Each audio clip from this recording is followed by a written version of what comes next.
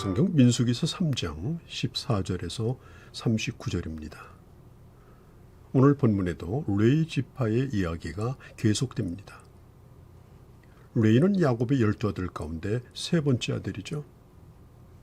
레위 한 명으로 시작된 후손이 게르손, 고핫, 무라리 집안을 형성합니다.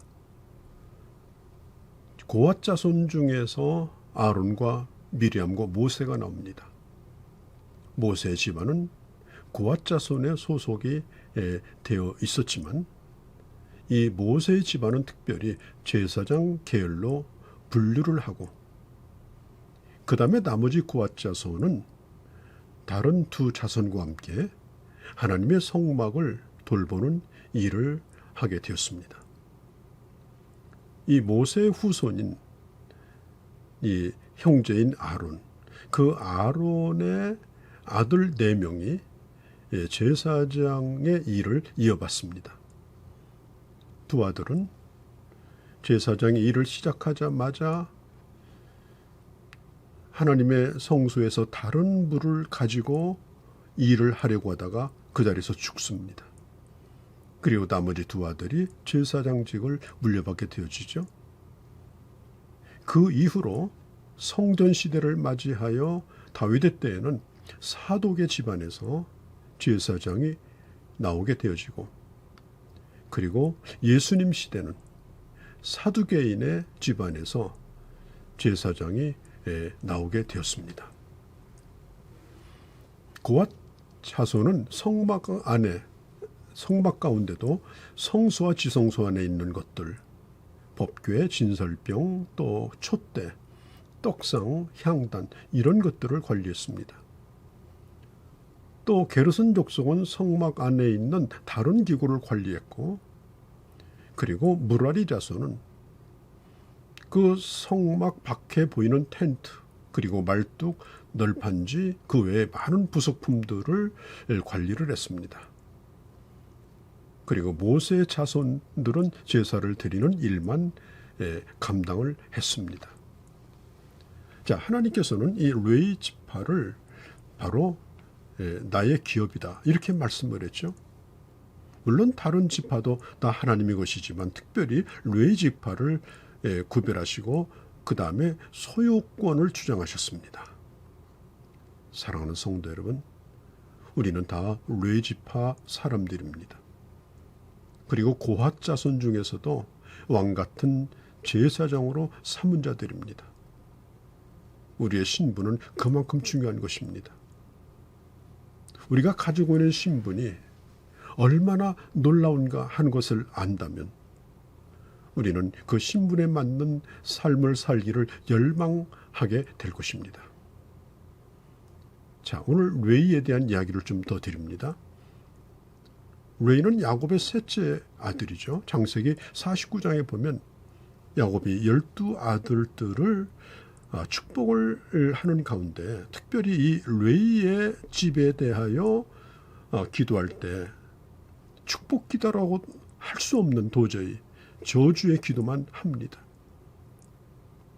창세기 49장 5절 7절에 보면 그들은 분노대로 사람을 죽이고 노염이 혹독하니 저주를 받을 것이고 나누어질 것이고 흩어질 거라고 좋은 말은 한마디도 나오지 않습니다. 왜 야곱이 그런 혹독한 기도를 했을까요? 그에게는 한 가지 마음속에 남아있는 트라우마가 있습니다. 그게 뭐냐면은 야곱이 21년의 이민 생활을 마치고 그의 가족들을 데리고 이제 하란에서 베델로 돌아가는 길목에서 세겜이라고 하는 곳에 머무르게 되어졌는데 그 세겜의 추장의 아들에게 그 딸 디나가 강간을 당합니다. 야곱은 아버지로서 정당한 권리를 요구하고 아니면 싸우기라도 했어야 되는데 그는 딸이 강간당했는데도 아무것도 하지 않고 그냥 있었습니다. 자, 이것을 답답하게 생각했던 둘째, 셋째 아들 시몬과 레위가 그 세겜에 있는 남자들을 다 죽이고 맙니다. 야곱은 나중에 이것을 마음에 품고 있다가 그가 하나님의 부름을 받기 전에 이 레이에 대한 이 기도를 하는데 바로 이런 끔찍한 저주의 기도를 한 것입니다.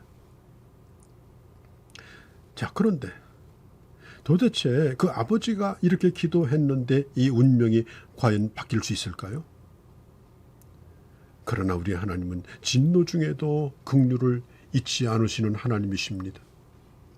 저주 가운데도 하나님의 복을 내리시는 분이십니다. 나중에 12지파가 땅을 나눌 때에도 레위 지파의 몫을 주었습니다. 사랑하는 성도 여러분, 우리는 하나님의 진노를 받을 수밖에 없는, 하나님의 은혜와 긍휼에서 제외될 수밖에 없는 그런 운명을 가지고 태어난 자들이지만, 그러나 하나님의 사랑으로 그 운명이 바뀌었습니다. 하나님께서 우리에게 유업을 주셨습니다. 하나님의 나라를 주셨습니다. 그리고 너는 내 것이라고 우리 주님께서 우리를 하나님의 기업으로 삼아주셨으니 이 얼마나 큰 은혜입니까? 그런데 이 레위 지파에 대하여 하나님께서 마음을 바꾸신 아주 결정적인 사건이 나옵니다. 그것이 바로 출애굽기 32장의 금송아지 사건입니다. 모세가 시내산에 올라가서 하나님의 말씀을 받고 있는 기간이 점점점 길어집니다. 산 아래에 있던 백성들이 불안해하면서 아론에게 원망을 쏟아냅니다. 그때 아론이 불안하고 또 폭동의 우려도 있고, 그래서 금을 가지고 오게 해서 금송아지를 만들게 합니다. 아론은 이것이 바로 우리가 믿는 하나님의 모형이다 이렇게 말하고, 그리고 애굽에서 하던 식으로 광란의 축제를 엽니다. 이건 우상의 의식이었습니다.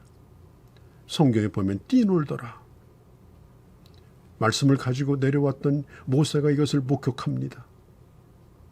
하나님이 얼마나 진노하셨는지 이제는 모세의 가족 외에는 모든 자들을 다 쓸어버리고 다시 시작하겠다, 마치 노아 홍수 때와 같은 그런 심판을 내리겠다고 주님이 말씀합니다.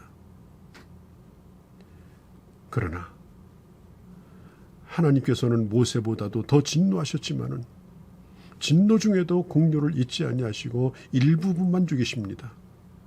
그 주동자 3,000명이 그래서 죽습니다. 이 3,000명의 죽음은 나머지 사람들을 살리기 위한 하나님의 방편이었던 것입니다.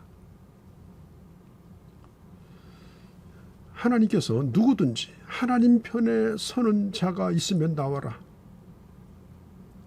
그때에 그 금송아지 앞에서 누구의 눈치도 보지 아니하고 담대하게 튀어나온 지파가 바로 레위 지파였습니다. 왜냐하면 이 레위 지파는 다른 지파가 금송아지 앞에 뛰놀 때도 이들은 절하지 않았습니다. 거기에 참여하지 않았습니다. 그들은 하나님을 바라봤습니다. 레위 지파가 이런 기회를 타서 우리 운명이 바뀔 거다, 그들은 그런 생각을 한 것도 아닙니다. 우리는 하나님에게 찍힌 그런 저주받은 족속이다, 그리고 절망하지도 않았습니다. 오로지 단순한 마음입니다. 우리를 구원하신 여호와 하나님, 그분이 참 하나님인데 우리가 어찌 금송아지를 섬기겠는가?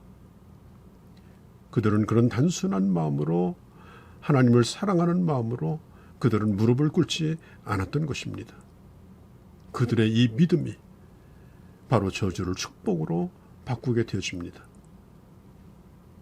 출애굽기 32장 28절에 보면 이 레위 지파가 칼을 들고 나와서 그 주동자들을 처단합니다. 그날이 바로 레위 지파에게 저주가 축복으로 바뀐 날이고, 그리고 주님이 말씀합니다. 너는 바로 내 것이라, 그렇게 말씀하여 주셨습니다. 사랑하는 성도 여러분, 우리가 누구입니까? 우리가 바로 레위 지파와 같은 사람들이 아닙니까?